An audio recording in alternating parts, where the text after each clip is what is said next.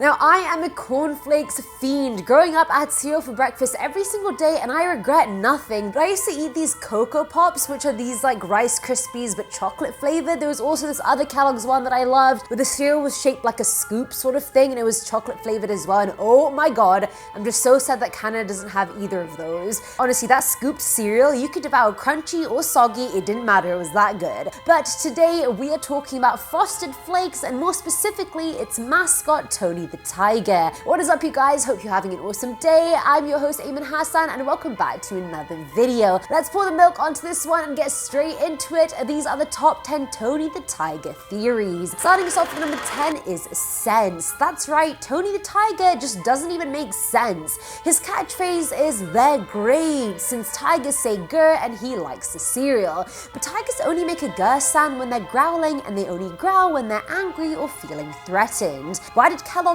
go with their great? Cats purr as well when they're happy. They could have gone with their pretty good. I know this is just going to become a meme, me trying to say these cat phrases like a tiger. They're pretty good. They're pretty good. So what is Tony threatened by? What is Kellogg's not telling us? Tony doesn't want to eat the flakes himself. He's more concerned about getting other people to eat them. When has a tiger ever been more concerned with food for other tigers than for itself? Tony is not a real tiger. He's simply a brainwashed cereal spokesperson who doesn't have his primal feline priorities in check. Get it together, Tony, right? Let's get on it.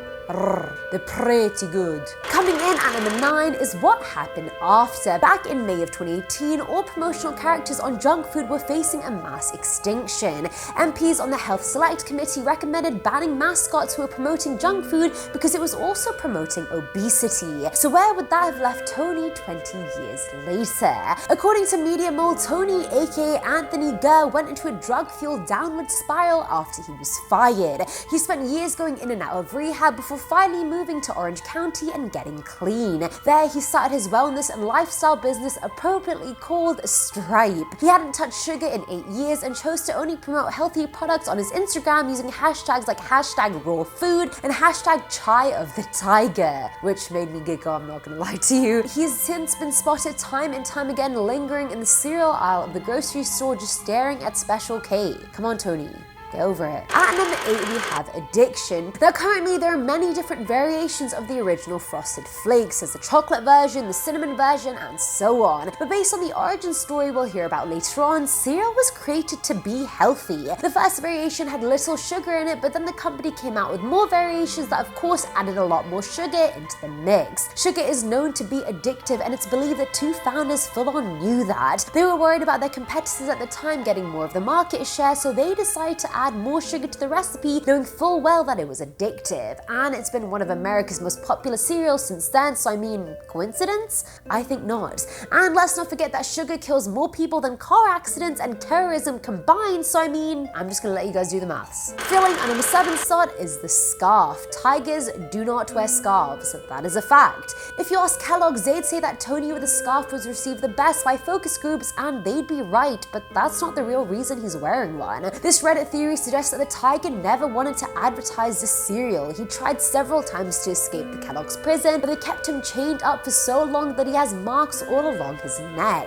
Abused and brainwashed into advertising the cereal, the advertisers put a scarf on him so no one would ever know the truth. Now at number 6 is the volunteer. Tigers and humans have never had a great relationship. We learned that much from the whole Tiger King fiasco, did we not? But believe me, it was that Carol Baskin. She went and fed her husband to the damn tiger, she did. She did. But either way, this fan theory on Reddit suggested that Kellogg's put out an advert looking for a male tiger to be their mascot. Tony saw the opportunity to advertise a brand of cornflakes that shared his values, health, fitness, and being an all-around skinny legend. The original came out and he was thrilled to be on the box, but as the variations started getting more sugary and less healthy, it stopped being about fitness and more about sales, and Tony was done with it. But he couldn't leave the company. Staff told him that if he refused to continue on as a mascot, they would tranquilize his whole family. So he's still there, dead in the eyes, advertising Frosted Flakes until his last breath. Coming in at number 5 is the family. Back in the day, way before I was born, Tony the Tiger wasn't just by himself. In commercials for the cereal, you could see Tony, his mom, his wife, and his kid. The Gurr family were just clearly thriving. But what happened to them? According to this fan theory, during one of the shoots for the commercial, staff were refusing to give Tony Frosted Flakes until filming was over. Not knowing he needed the cornflakes to sustain himself, the staff kept him hungry for 9 hours. His family finished shooting before he did, so they got fed before him, which proved to be the thing that sent him right over the edge. In a fit of rage, he not only attacked all the film crew, he killed his family as well just to eat their portions. I mean, you guys were wondering where the family went after their appearance. There you go. At number 4 is the giant tiger. According to the official Frosted Flakes Twitter account, Tony is 7 feet tall, which is freaking mind-blowing. Most tiger species, save the Siberian kind, grow up to being around 3'11". This fan theory from Reddit claims that Kellogg's altered the Frosted Flakes recipe when feeding Tony so he would double in size. What could they have possibly put in the cereal to make him grow that much? He's gigantic compared to other mascots, and no wonder kids are listening to him and eating the cereal. I would too. I'm not trying to die, and I also wouldn't mind doubling in size. Filling at number 3 slot is Chilean Tony. Back in February of 2018, the Chilean government was dealing with skyrocketing rates of obesity and had to somehow change the eating habits of 18 million people. To do that, they killed Tony the tiger. The iconic tiger was removed from its sugary cereal box because it was luring kids into eating it, which is obviously the point of having him as a mascot. More than half of the 6-year-olds in the world are overweight or obese, and it's due to characters like Tony the tiger and Chester the cheetah. Kids feel a kinship towards the friendly faces and then want to eat more of whatever it is that they're selling. There's a reason there's a positive correlation between BMI and how many food mascots kids can recognize, and that is not okay.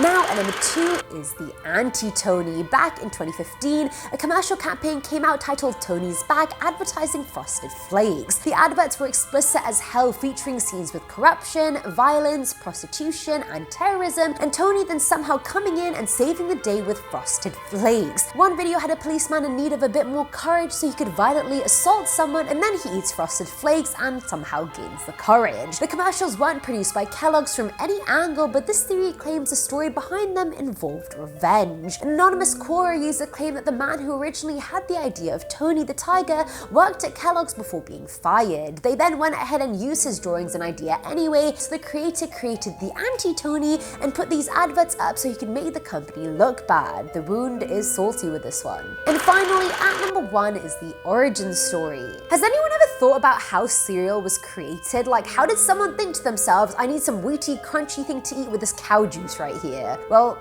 no one actually did think that. They were accidentally discovered in 1894 by Will Kellogg and his brother Dr. John Kellogg. But John was a bit weird. He led many crusades to try and stop boys from pleasuring themselves, and he thought cereal was the cure. If they just ate healthily, they wouldn't want to touch themselves anymore, and obviously that ended up being false. Like, I really didn't know what the origin story of cereal would be, but I definitely didn't imagine it going like that. Stop masturbation. And that is it for today's video, guys. Honestly, I'm not the biggest fan of Frosted Flakes. If anything, I like Cheerios, I like, what else do I like? I like those cookie ones, you know, those mini cookies? Those are really nice. I think they have a tiger on them as well. Damn it, I'm just giving in to the mascots as well. Let me know what you guys thought in the comments below. Also, let me know what your favorite cereal is. I'd love to know. As always, I'm your host, Ayman Hassan, and I'll catch you in the next one. Bye.